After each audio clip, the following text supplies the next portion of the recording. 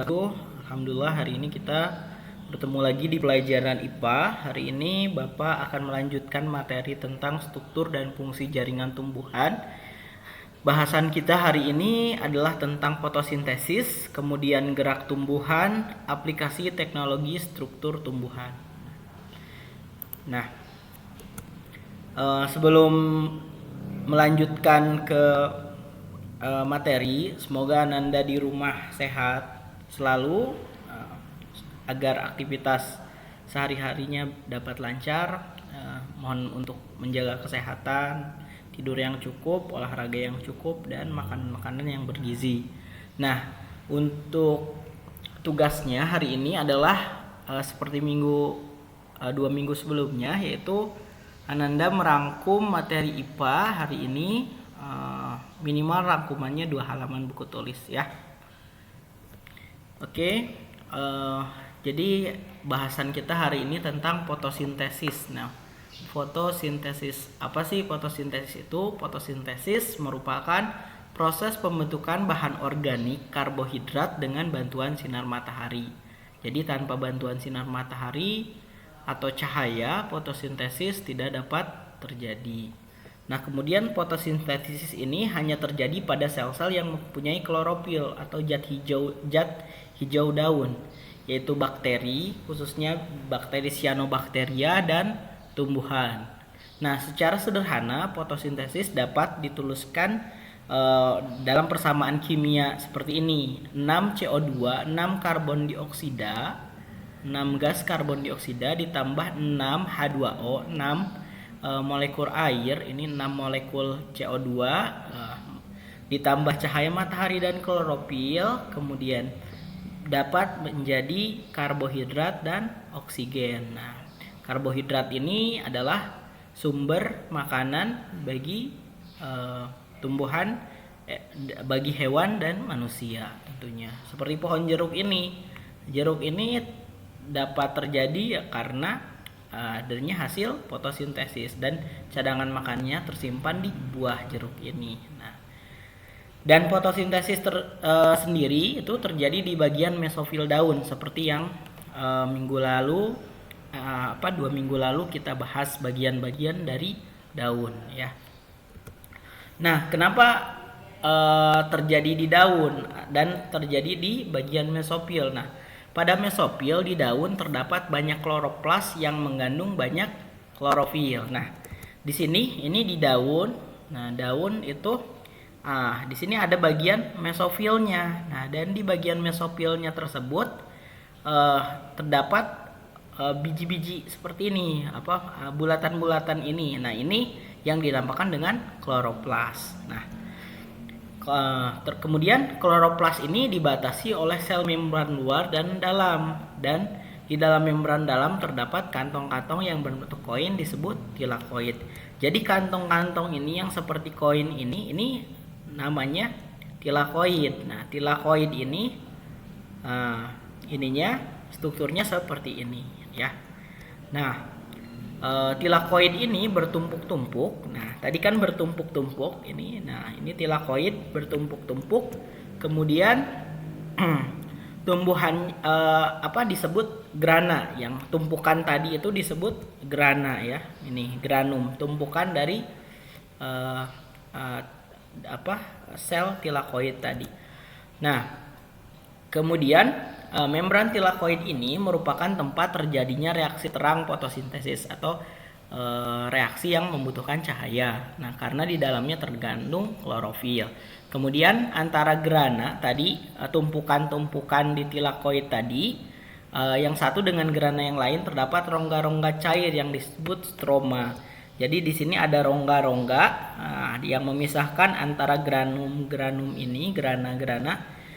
Ini dinamakan dengan stroma. Nah, di dalam stroma ini terjadi reaksi gelap yang menghasilkan glukosa. Jadi di dalam granum ini terjadi reaksi terang, dan di dalam stroma ini terjadi reaksi gelap. Nanti kita akan bahas lebih lanjut tentang reaksi gelap dan reaksi terang.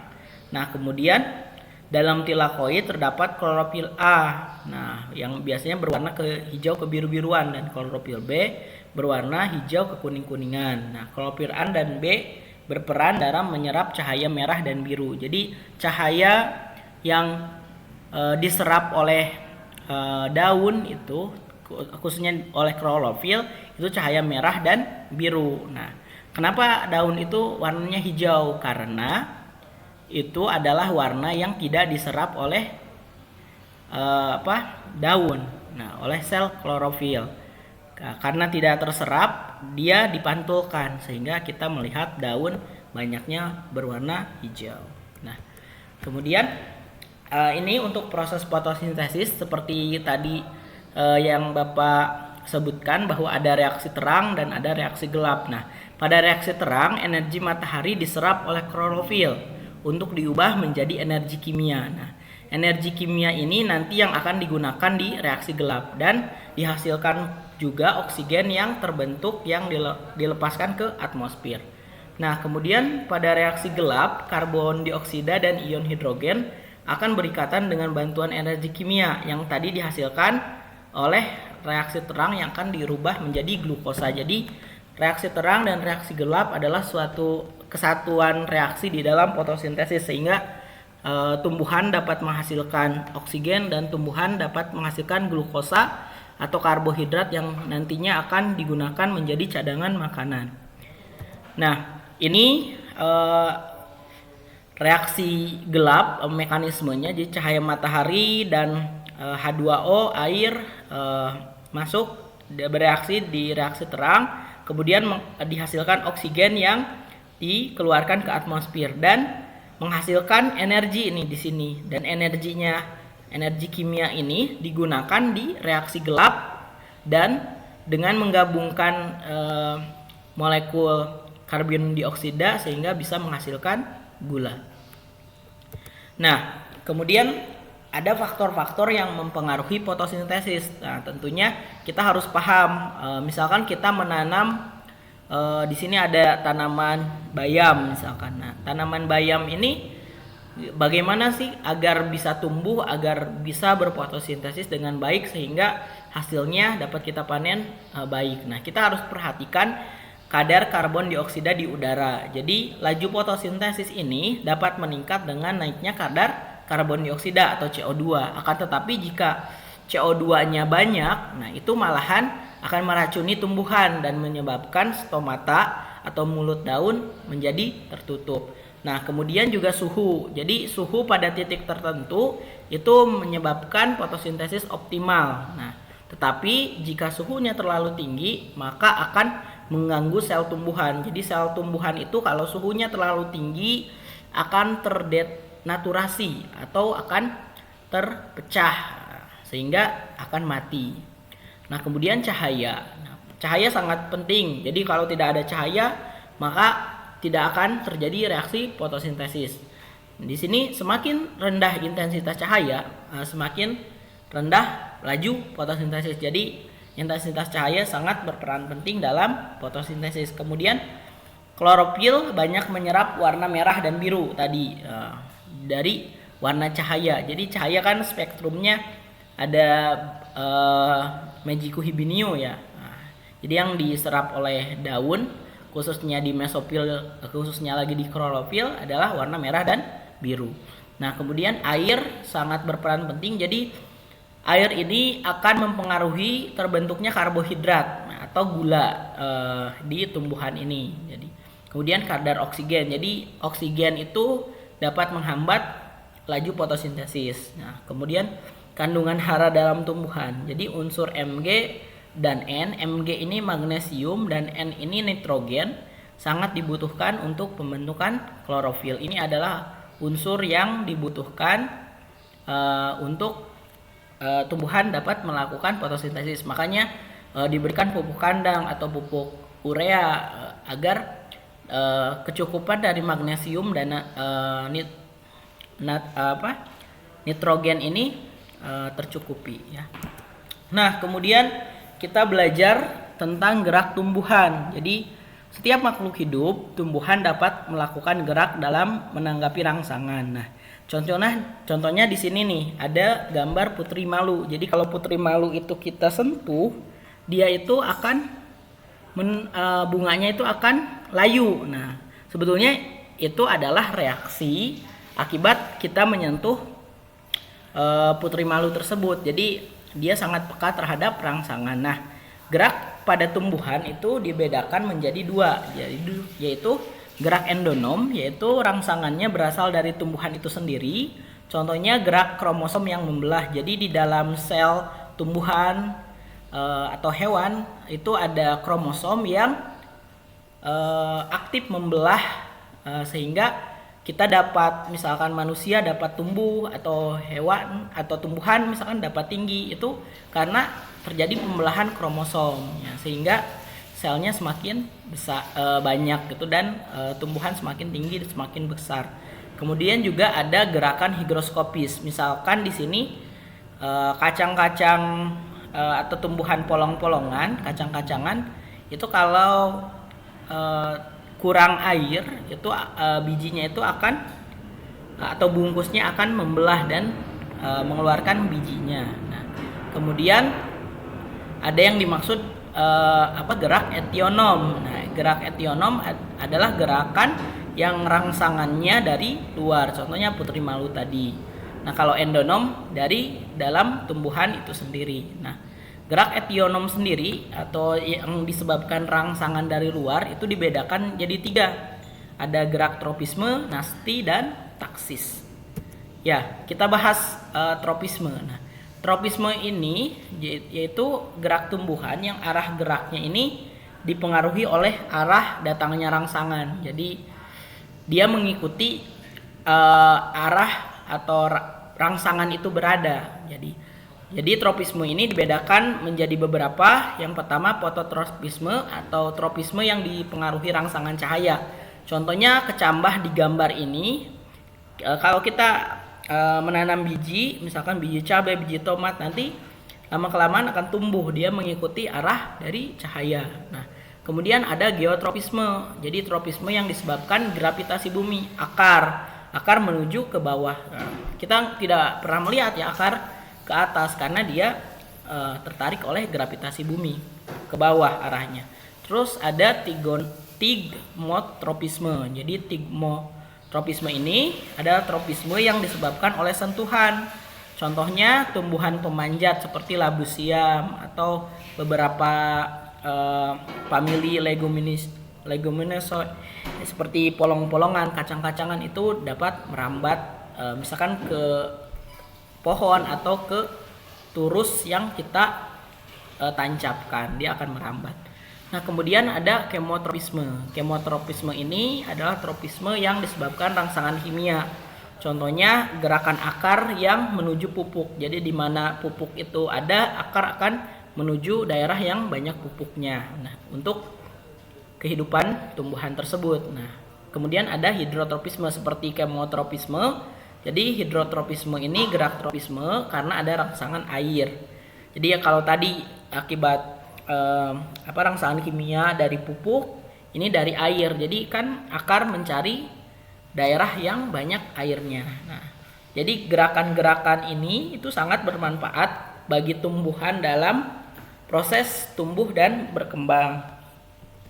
Nah, kemudian ada gerak nasti. Tadi kita belajar tropisme, sekarang nasti.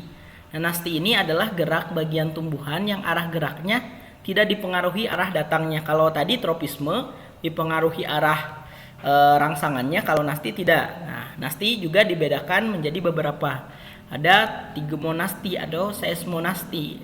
Ini gerak nasti karena adanya rangsangan sentuhan. Contohnya tadi putri malu. Jadi putri malu dia tidak menuju arah dari rangsangan tersebut, tapi dia langsung menunduk ya. Kemudian ada niktinasti, gerakan nasti karena pengaruh gelap. Contohnya merunduknya daun anggota famili Leguminosae atau kacang-kacangan pada sore hari. Jadi misalkan kalau Ananda menanam pohon kacang-kacangan seperti kacang tanah, itu pada sore hari itu daunnya akan menunduk. Itu bukan karena layu atau apa, itu karena memang sifat dari tumbuhan tersebut seperti itu. Kemudian ada fotonasti, gerak nasti yang disebabkan oleh pengaruh rangsangan cahaya. Contohnya mekarnya bunga pukul 4. Nah, ini contohnya bunga pukul 4 ini dipengaruhi oleh rangsangan cahaya. Nah, kemudian ada termonasti. Dari namanya juga sudah ketahuan termo,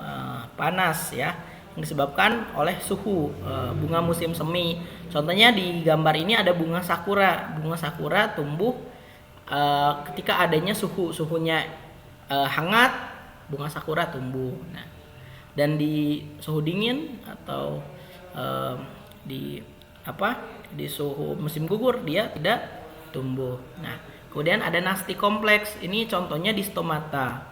Stomata kan membuka menutupnya itu dipengaruhi oleh cahaya, kimia, suhu dan air. Dan dikatakan nasti kompleks karena lebih dari satu rangsangan. Nah, kemudian ada taksis. Nah, taksis ini adalah gerakan seluruh tubuh tumbuhan. Jadi kalau tadi tropisme yang mengikuti arah rangsangan, kemudian ada nasti yang tidak mengikuti arah rangsangan, kemudian ada taksis. Nah, taksis ini seluruh tubuh dari tumbuhan itu bergerak, jadi mengikuti rangsangan yang dari luar. Contohnya ada fototaksis. Di sini merupakan gerak taksis karena rangsangannya cahaya, foto. Nah, gerak kloroplas pada tumbuhan tingkat tinggi ke arah cahaya. Kemudian ada kemotaksis, jadi taksis yang disebabkan oleh zat kimia.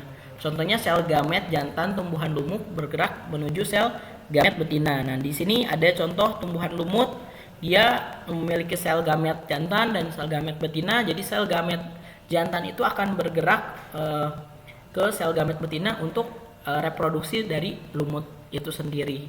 Jadi untuk tumbuhan lumut, taksis ini dimanfaatkan untuk reproduksi tumbuhan tersebut. Kemudian ada galvanotaksis, galvanisasi. Dia gerakan taksis yang disebabkan arus listrik. Contohnya bakteri itu mengikuti gerak atau bergerak ke arah kutub positif dan negatif. Ya.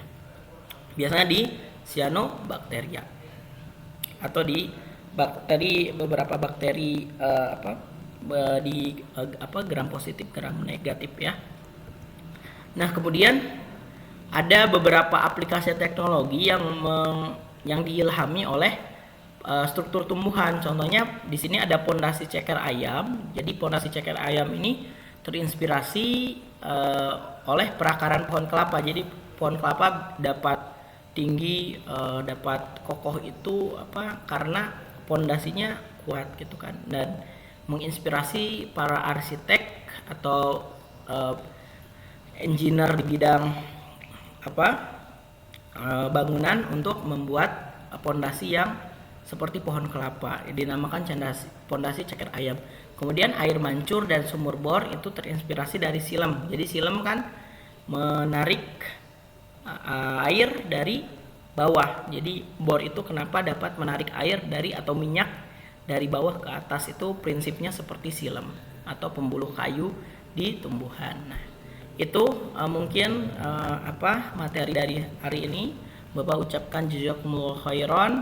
Ada tugas tadi merangkum, silahkan diulang lagi kalau masih belum paham, silahkan diulang-ulang videonya.